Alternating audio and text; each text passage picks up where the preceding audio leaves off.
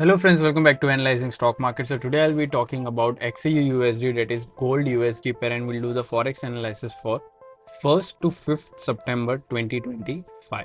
So let's go straight to our charts. So here I have already opened the chart. Let's see what happened on Friday in gold USD pair.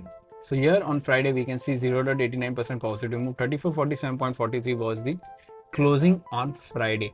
So now we'll be talking about what is going to happen in coming week, and even I'll be marking some important support zone and resistance zone which will help you to take better stop loss and target levels according to your bias. And also I'll be sharing my opinion on what will happen in coming week according to my analysis and previous week movement. Let's check the weekly chart.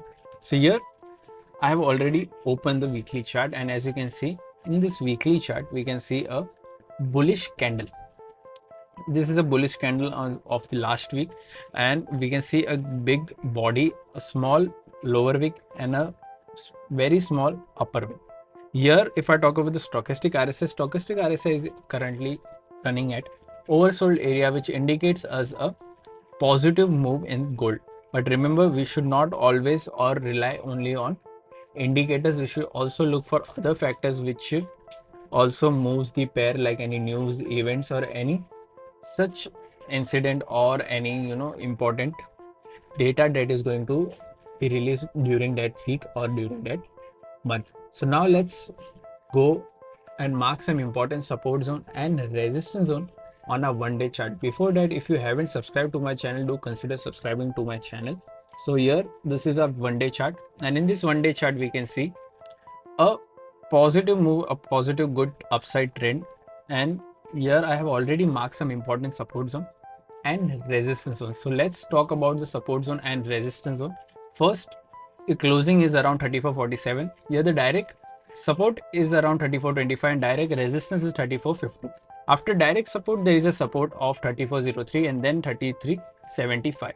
After direct resistance, there is a resistance of 34.75 and then 34.99.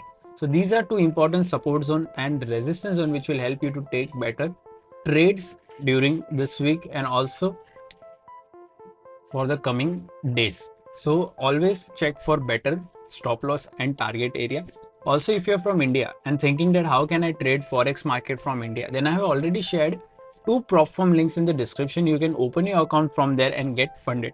If you don't know what is funded account or prop firm, I have already made a dedicated video on what is prop firm, how it works, and what are the rules that you have to follow to get funding.